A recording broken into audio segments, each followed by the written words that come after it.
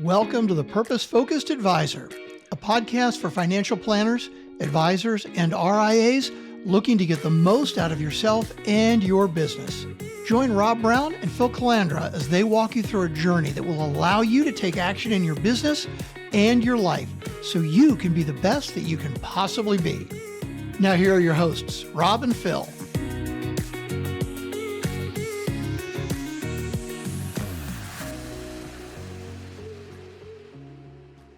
Welcome back to the Purpose Focused Advisor podcast. Rob Brown here with my good friend and co-host, Phil Calandra. Phil, welcome aboard today.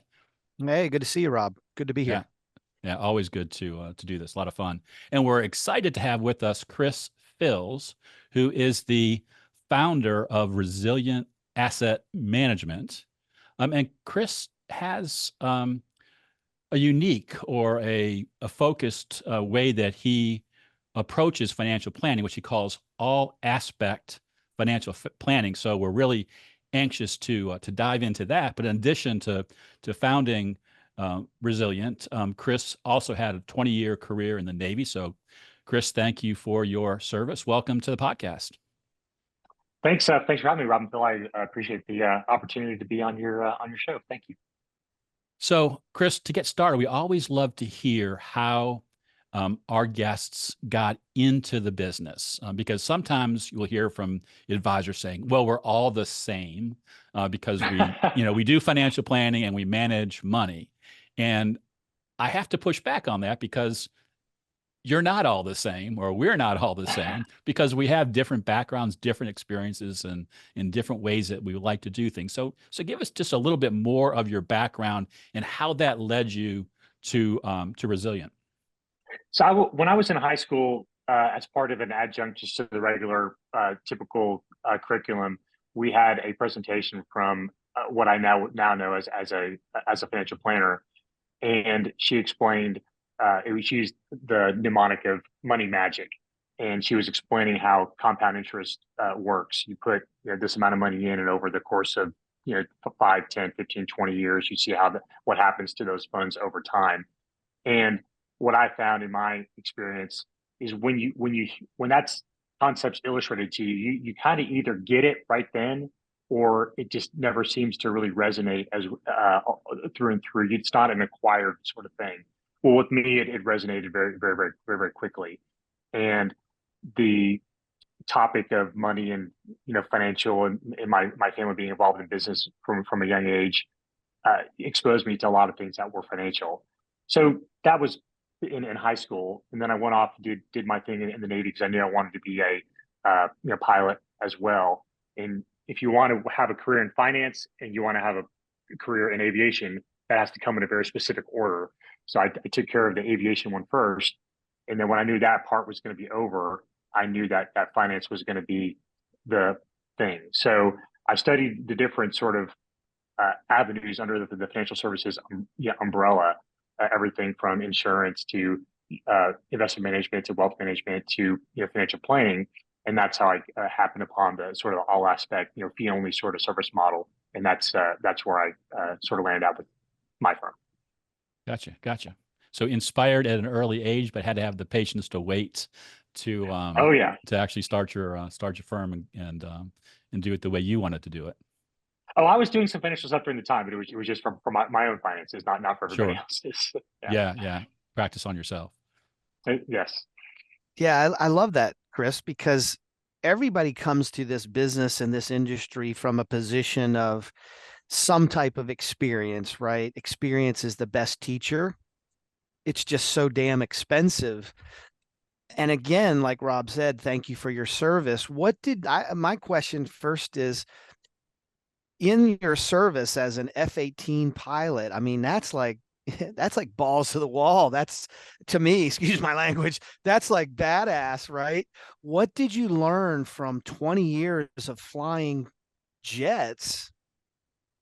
What did you learn that you were able to bring into your practice now to serve your clients and make an impact? Obviously, as an aviator in the Navy, you're making an impact. You're protecting us.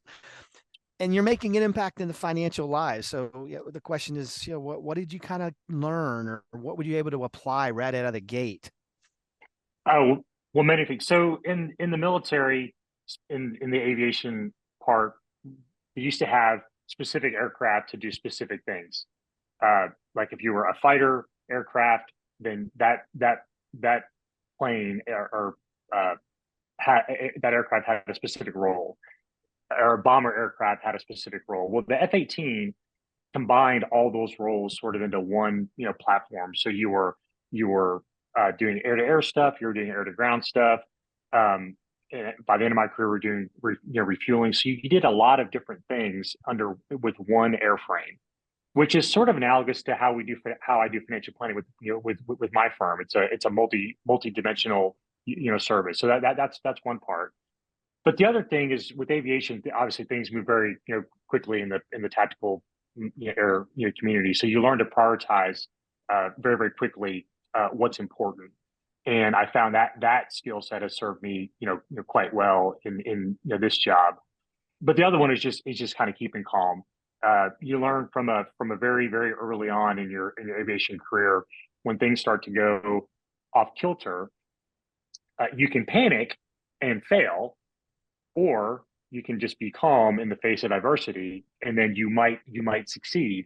And I found, especially with capital markets, not unlike a lot of things with aviation, can be very chaotic. So keeping calm, especially for the clients, knowing that there's a kind of a steady hand on the stick, if you will, those things have served me well. Wow, that's so good. Yeah. Yeah. No, that's some, I think we can all learn something from just taking the time to think about that and maybe trying to put ourselves in Chris's shoes. Although I don't think I'll ever get to sit in the cockpit of an F-18. I don't think you will either, Rob. Yeah, yeah. No, I have a couple of friends who have also flown F-18s, and the stories they tell are amazing. But so, Chris, let's kind of advance the conversation a bit. You're very intentional about calling your financial planning process all aspect financial planning.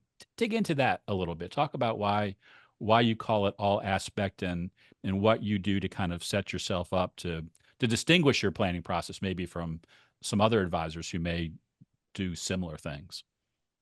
Right. So when I talk to clients or even prospective clients, the financial services umbrella is very broad. If you call, auto insurance company to try to get a quote on auto insurance, technically that's financial services. It's under the umbrella. So in the financial planning space, some folks just manage money. They're like, well, you give us your assets, we'll manage those for you. But the other parts of your financial world, we don't do that. If you want to talk about taxes, go talk to your accountant. If you want to talk about insurance, go talk to your insurance agent. We just manage the funds. Well, what I found is that those things are all sort of interlinked. Like if I'm managing your portfolio, that every trade has to have a tax angle on it. So I'm not going to trade independently in your account without knowing what your tax situation is. Are there embedded capital gains? Are there ways we can offset those gains by donating appreciated stock, giving the appreciated stock to your children? Those kind of things. The other part, and what I found is that's grossly lacking in the population at large, is just having a cogent, coherent estate plan. So we always lead out with estate plan, and I tell clients, I'm not going to speak to you about your investments until we have a plan to get you on the road to getting your estate plan done. Same things with taxes. Obviously, I'm neither an attorney nor a CPA, but we do tax motivated things all of the time.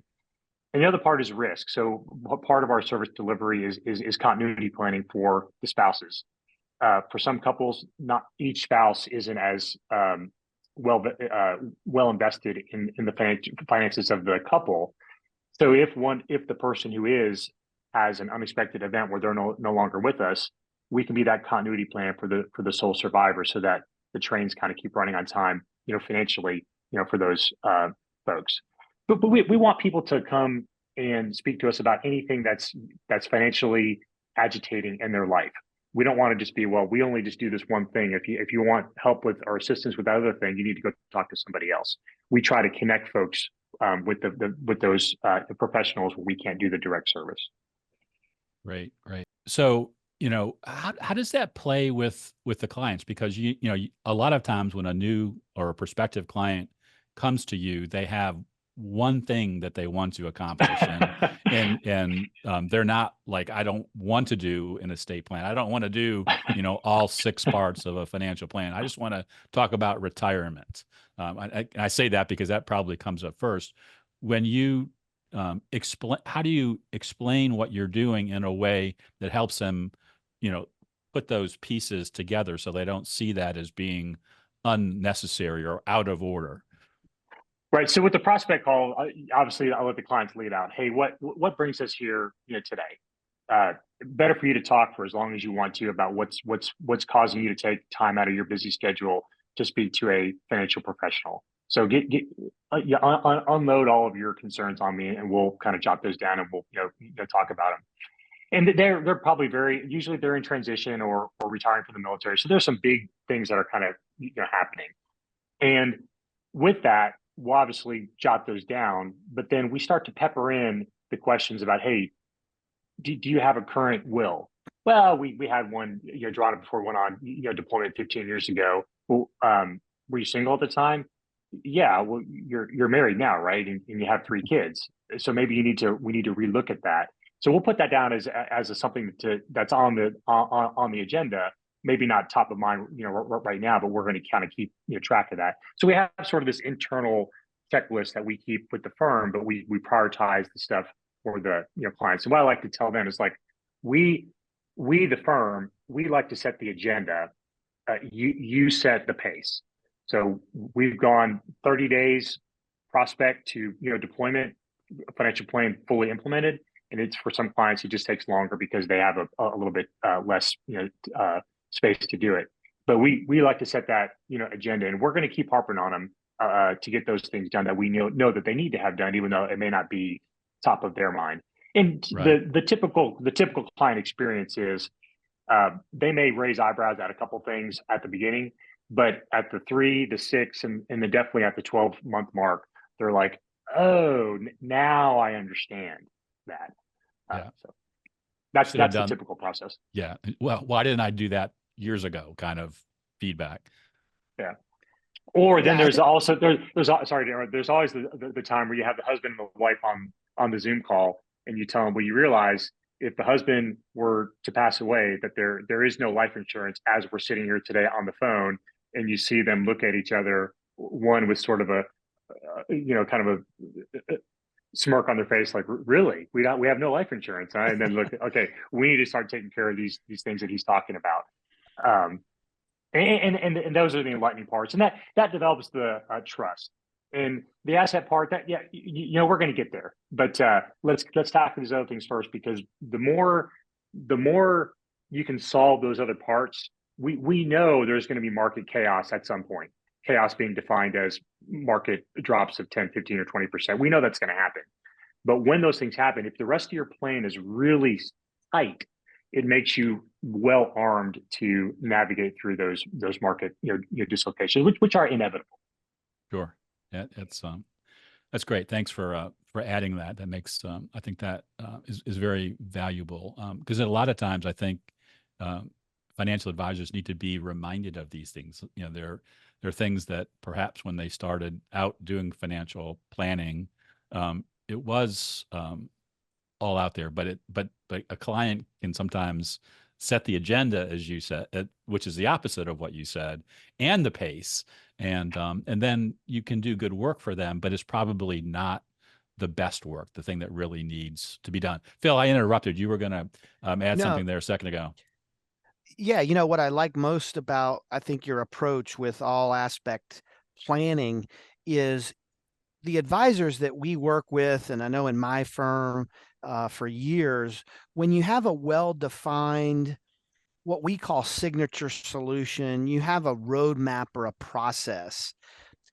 the outcomes are always much better for the client. And a lot of advisors, I think, and maybe some that are listening to us, don't do that, Chris. And I think being from your military background, that processes make success. Failure comes from chaos and a lack of clarity. So that's amazing that you're doing that.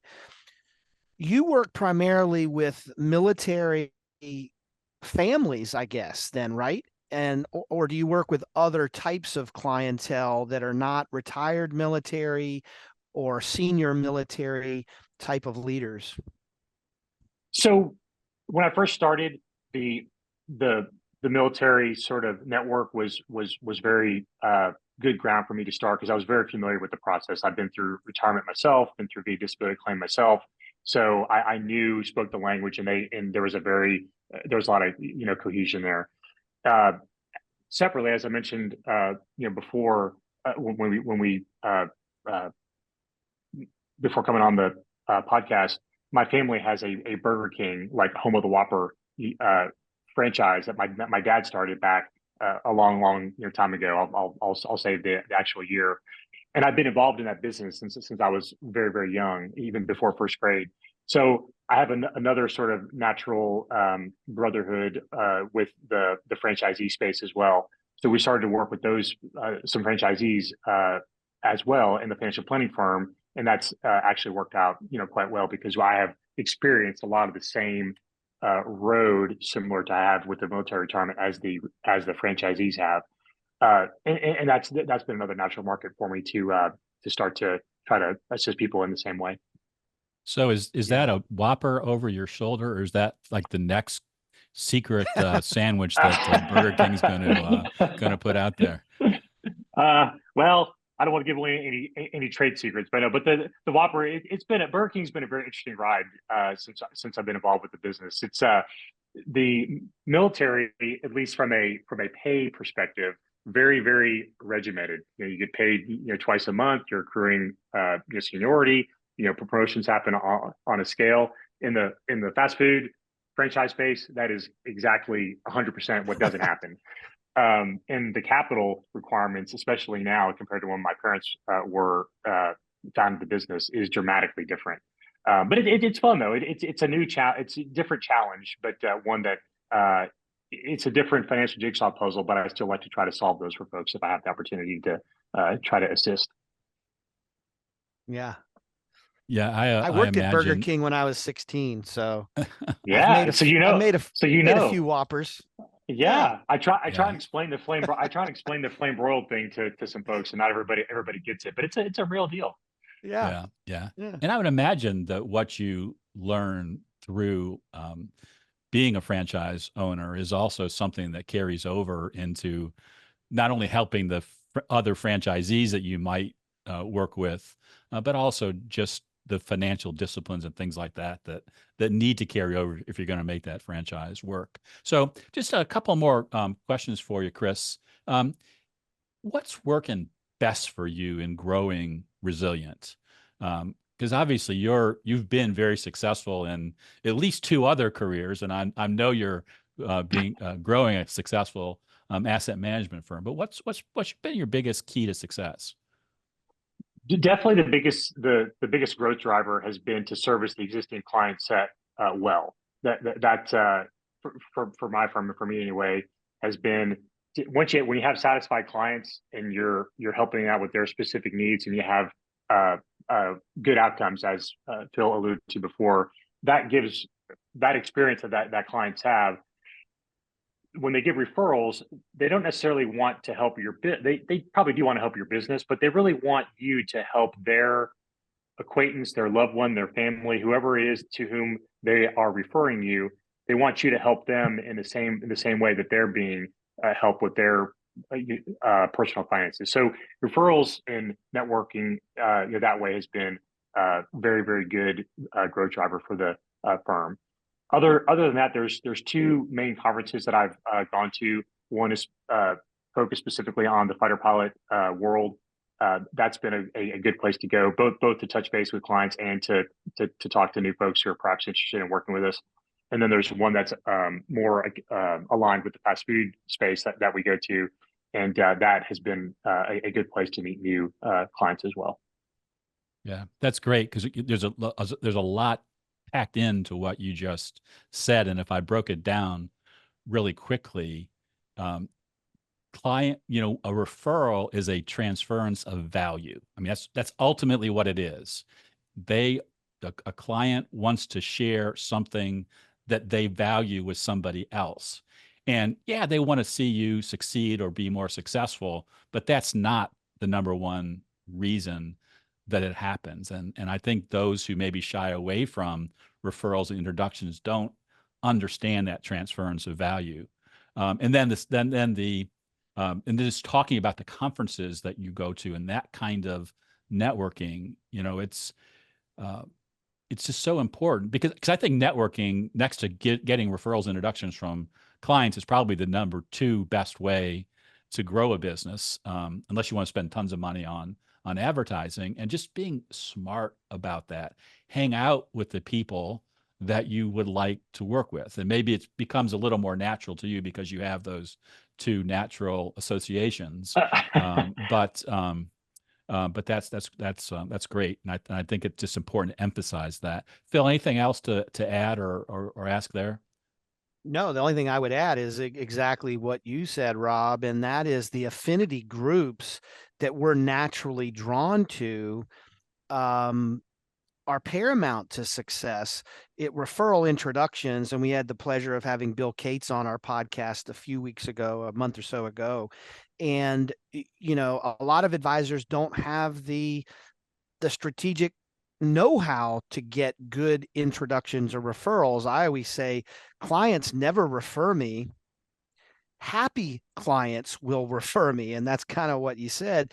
And then the other thing being, if it's not going to be a natural referral transfer of value, then what you're doing with the fighter pilot group or with the franchisee group is you're placing yourself in such a trusted position because you are they. You are the fighter pilot.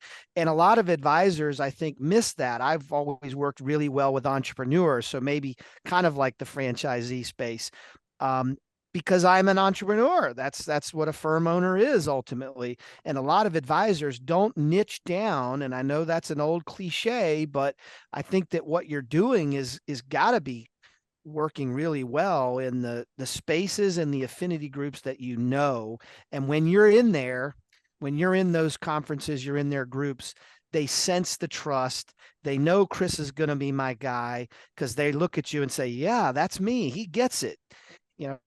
He's retired military, birds of a feather flock together. Right. I remember during when COVID first was upon us and travel just, fell off a cliff. And I remember reading I think I had this habit of taking screenshots of what were predictions that were, or the new normals that were going to come upon us. One of them was that business travel was going to just go to zero. Everybody knows Zoom now. It's so much easier. And it certainly is. But I can, from my experience, I'm sure folks have a similar experience. That in-person thing where you just shake hands, have a beverage, go to a meal, just hang out. That is like worth a bazillion or Zoom calls, because you're there. You're not distracted, and you can be one with the folk, whether it be a client or a prospect or whoever. You never know what's going to happen when you go. Like, I've been at conferences before, the fast food conference in particular, where I've just been sitting in the social area, not knowing anyone, overheard a conversation, and those conversations has it resulted in value for my family's business. So just by showing up and being there, it's hard to pack up, to get on the plane, to get the hotel room, and to go out there. But when you do, the rewards both personally and professionally can be very, very good, I think. So good. Yeah, Yeah, I agree. that's great. So as we begin to land the plane here, Chris, I have to ask you. You talked about the good stuff. What's the biggest challenge you're facing in your business right now? Anything keeping you up at night? Yeah, I tend to sleep pretty well, given my past. But with business, it's hard. I think what's hard about the advisory business is that we are always on the waiver wire every single day. So, the wrong subset of clients comes in and decides that they're not enamored with your service anymore. That can dramatically change your business, overnight. Whereas something like the Burger King business, it is possible to have bad events, but typically it's more of a slow burn. Whereas in the advisory business, it's a service people have to opt in sort of thing. So, but you have to couple the service was also with growth, and with growth comes, when's the right time to hire? What are the right services to include? What's the right technology to have in your firm? I found that those decisions, how to properly balance servicing with growth, is one of the bigger challenges that I'm having to navigate. Yeah. Thanks for sharing that, because I think that is because the truth is, what brought you to whatever your current level of success is not going to be the same thing that takes you to that next level of success. And something's got to give, but it can't be the service. So how do you maintain that high level of service to keep that loyalty, to keep the referrals coming in, and also, and maybe that's maybe I just answered the question: keep the referrals coming in, so the growth will happen, so the sales will be there. But it's just so important, and I think in talking to a lot of advisors who have hit a success plateau and they're kind of bouncing up against the glass ceiling, and most of their growth is just coming from the market. They think, well, I just got to go back and do more of what I did before. And that's rarely the answer. It's never, your first, $500,000 or $1 million in revenue, getting there is going to be different than it will be getting to 2 million or 3 million. And I think that's just really important to keep in mind. Yeah. It's hard to, well, it's not, it's the financial challenge is that it's probably best to build, if you're at $500,000, it's better, you got to build that $1 million chassis, but you only have $500,000 of revenue. You're anticipating, going there, but there's no guarantees, of course. And that can be a pretty big, significant financial event for folks to have to think like that. And the other part too is, if you're going to grow to that next level, you may not be the person speaking for your firm all the time. So when another voice is going to come in, another professional voice is going to come into your firm, that's a really big step to have to make. Yeah, that's great. I have a client who calls that build it and they will come, because that's our motto for making sure he has that right chassis. Well, Chris, this has been absolutely terrific. I think you shared a lot of really good info with our audience that will help them. And I think you also have talked in such a way that I can imagine that the clients that you choose to serve really do feel that passion that you have for all aspect financial planning and really getting things done. So I want to congratulate you on that. And we can't thank you enough for your service to our country too. I know that's for some that seems like a platitude, but that really comes from the heart, because I know how difficult, or I don't know how difficult, I can only imagine, but how difficult going through a 20-year military career could be, and we appreciate that too. Phil, well, anything else to close? Go ahead. No, Go ahead, Chris. Thank you, Chris. It was a pleasure to meet with you, and I'll connect with you on LinkedIn for sure. Awesome. Well, thank you very much it was a lot of fun. I appreciate y'all having me on. It was great. All right. So that's it for this episode. Thanks everybody for listening in. We'll see you next week. And remember, as always, we're rooting for your success. Thanks for joining us for this episode of The Purpose Focused Advisor. If you want to learn more, head over to our website, truestfancoaching.com. There you'll learn all about becoming a purpose-focused advisor. You'll also find today's show notes and links to the other gifts and resources we talked about during the episode. Again, thanks for listening, and remember, we're rooting for your success.